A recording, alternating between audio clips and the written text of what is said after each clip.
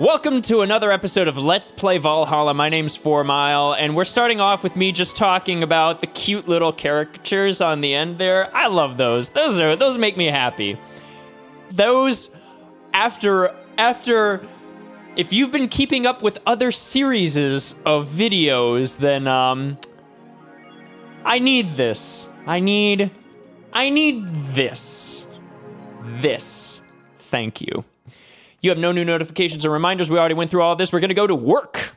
So last episode, the nearby bank was in a hostage situation. And as far as I know, it's still in a hostage situation. I've also been informed that this game goes further than the 17th. So it goes all the way to New Year's. So this is gonna be a long form series, and I hope that's okay with you guys. You guys seem to enjoy it, but please let me know if there's anything that you'd like to see me do with this game. Any advice would be great. Good evening.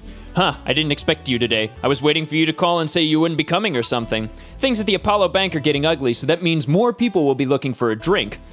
You could take a break, you know? You're quite the hard worker. And the streets are not exactly safe right now. They've never been when you get down to it. And besides, I can't afford to not come with the bar closing soon. I wonder if any bar has used impending closure as a means of getting their employees to work. Seems like the total opposite would happen. Not to mention I get bored out of my brains in my apartment, so I'd rather come here anyway. I just bought you like 20 bajillion credits of new shit, so what do you mean I'd rather come here anyway? Whatever. What did you say? Nothing important. Gil isn't back yet? No. I wouldn't worry too much about him, though. If you say so. That girl's still here? Yep. She was sleeping so peacefully I felt bad about waking her up. So would you mind doing that for me? Actually, yes, I do mind. But you're the boss, and it's kind of my fault she's here in the first place. Sorry about that. Hey, young lady, sleep another hour, and we'll have to start charging you a motel fee. What the fuck? Where am I? Oh, right. The shoddy downtown bar. Let's see, all my gear is in place, and neither my fuck, I skipped over that, I'm sorry. Something about panties and bras being in the right place. Oh, it's the flat bartender. Good morning, go fuck yourself. Good evening. Evening? Oh, well, it's the best night or day of sleep I've had in quite some time. So happy. Sorry, I'm out of sync, but it makes me happy, the clapping does. Sorry for all the trouble I may have caused you today or last night. Don't worry. You're so nice, flat bartender. Thanks for taking care of me, bye. Yeah, see you later, you piece of shit. Hello, guys and gals. Streaming Chan's back in action with her batteries reloaded. The moon, it burns. I feel like I've just unleashed something terrible into the world. Come on, it's not that bad. Say, what's this bottle? Wait, didn't you have an accent? Say, what's this bottle? No, you're not podunk. I don't know what, no accent. A bottle of absinthe I had at home. I went to have it appraised, but the guy said that without label, that's not, what?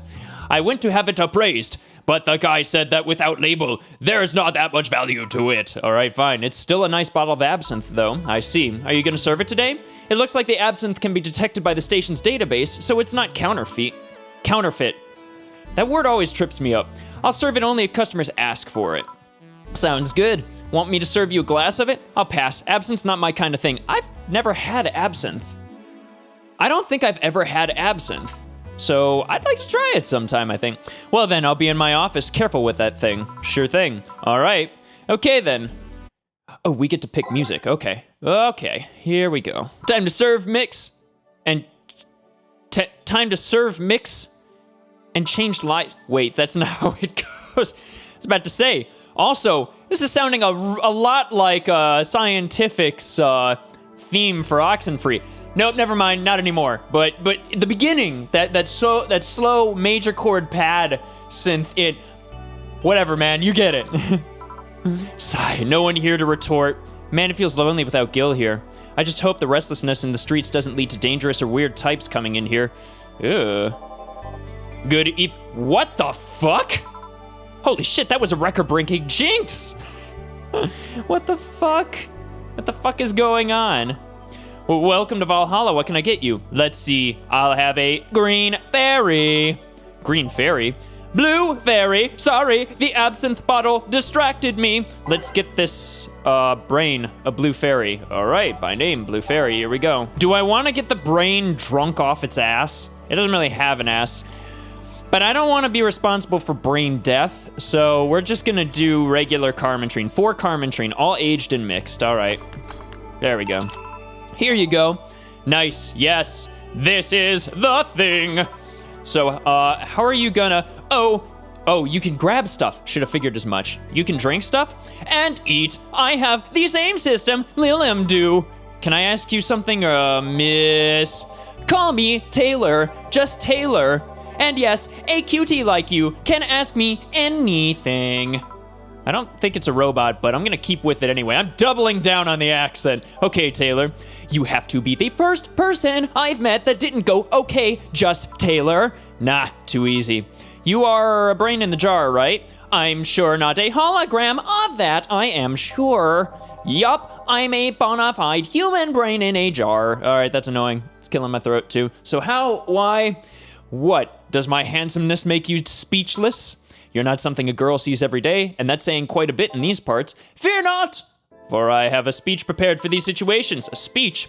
You're seeing one of the 5 great living bottled brains of the world. We are brains living in conditions that allow us to exist as any other humanoid creature, all while computers in our jars scan our activities. In a slow but steady manner, we are helping the world understand the inner workings of nature's most complex computer.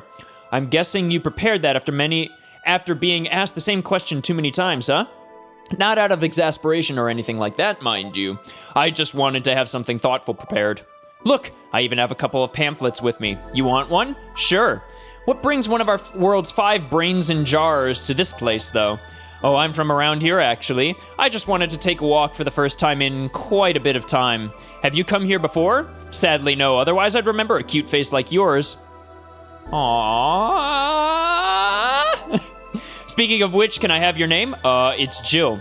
Jill? That's a really cute name. Thank you. Say, weren't you scared of going outside today? With all the commotion around and all? It didn't stop you from coming in here either, did it? Yeah, you're right. It's gonna take more than cryptic, ominous news to stop me. You're awfully energetic. Did you know that? Sorry, does that bother you? No, not at all. Just that I figured a brain in a jar wouldn't be so happy. While I was alive, my body got to a point where there wasn't much I could do. This new state of existence allows me to accomplish more than I ever could before.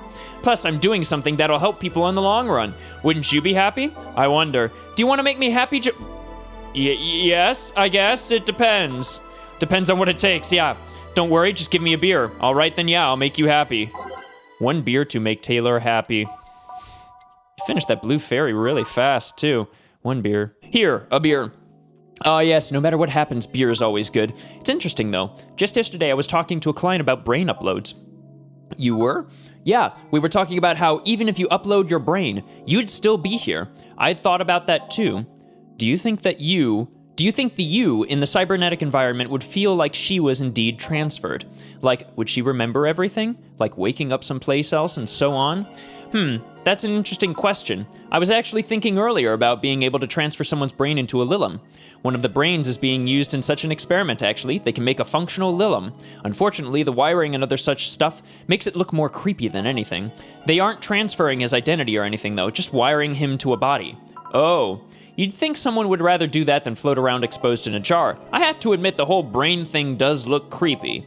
But the body I'm telling you about is just uncanny looking. Speaking of uncanny, how did you feel when you first saw yourself, or when you saw yourself like this for the first time? It was quite a shock, actually. It didn't last too long, though. I never was too attached to my body.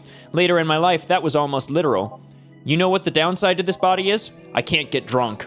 If you want to call that a downside, if you wanted to drink alcohol for the taste, there are many alternatives. Drunkenness is part of the whole experience. Why, though? Lilum can get drunk with no problem. Yeah, but in their case, their brain's a computer attached to their body. Getting drunk causes their brains to reduce the input speed to their bodies. Depending on the model, their drunk subroutine might throw in a different behavioral cycle even. It's hard to get drunk when the whole point of being in a jar is figuring out exactly how you work. Yeah, you're right. Hey, Jill! What? Oh, Alma. Alma? This is her accent now. Where's the courtesy one would expect from plebeian bar staff? I don't know what I'm gonna do with this, but here we go. Welcome to Valhalla. What can I get you? Happy? Not when you put it that way. Why, hello there, beautiful. Huh? Whoa!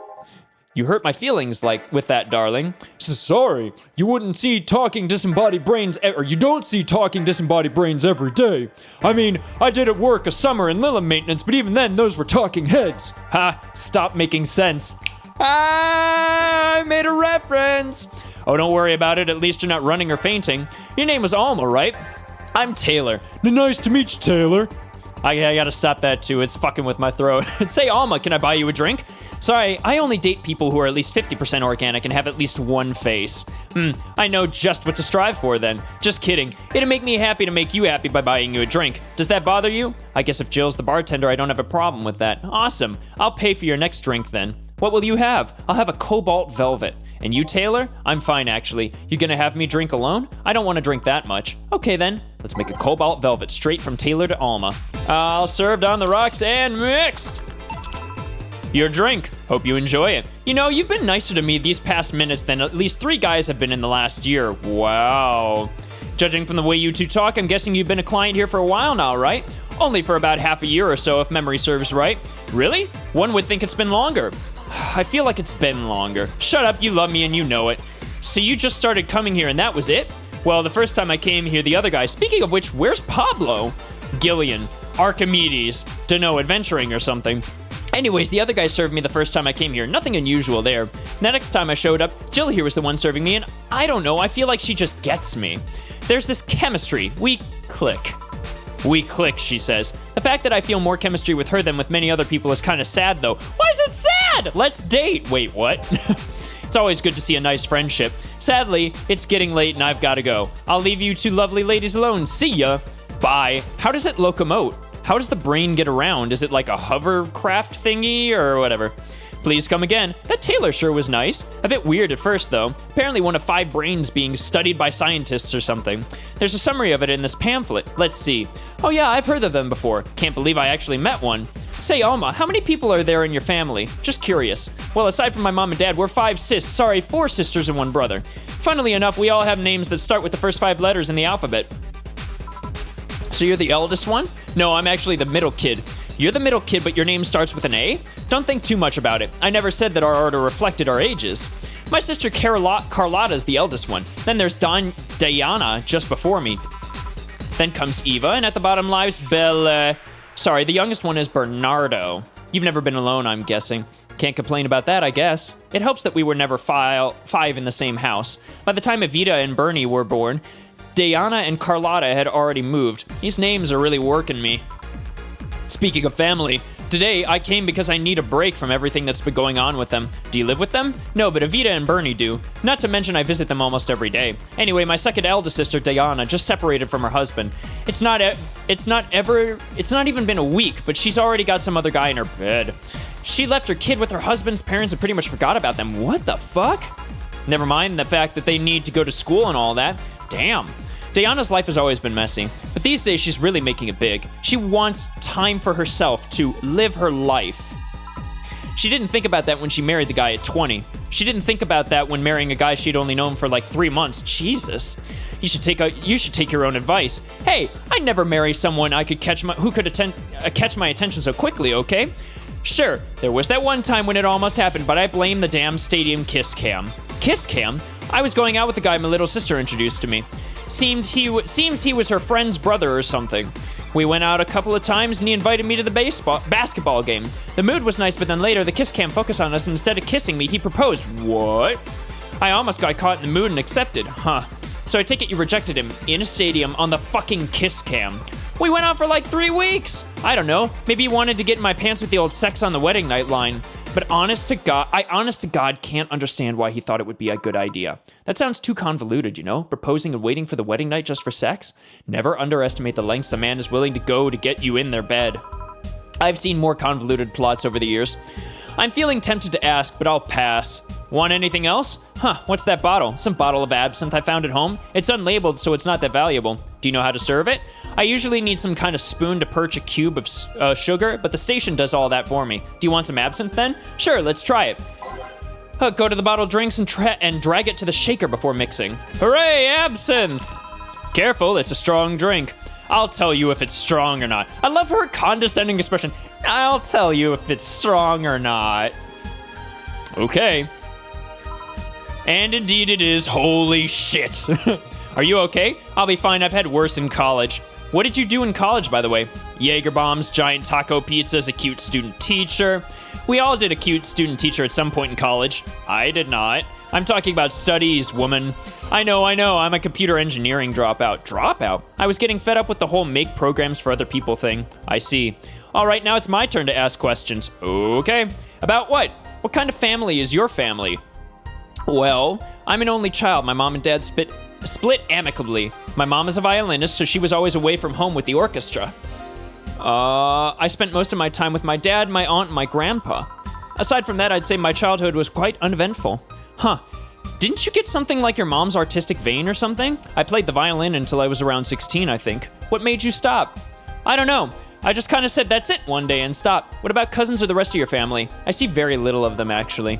Mainly because my dad moved away from most of them. Most of my mom's family live in France to boot. So your mom's French? Yep. Can you speak French? Okay. I took 6 years of Spanish and like almost a year of Japanese. I don't know how to speak French, so I'm gonna fuck this up. Mon éroglissure est plein d'anglais. Whatever. Ooh, what does that mean? Rubbish? I don't know, I can't speak French. Woohoo! I did try though, but college started and I stopped taking classes. Funny thing, I actually have a cousin from my mom's side that lives close by, but you'd be hard-pressed to make me spot him in a crowd. You're kind of lucky, you know? All my mom's side of the family lives here. The chances of me meeting someone I'm related to on the street is ridiculously high. But yeah, that's the primer on my family. Nothing too interesting, sadly.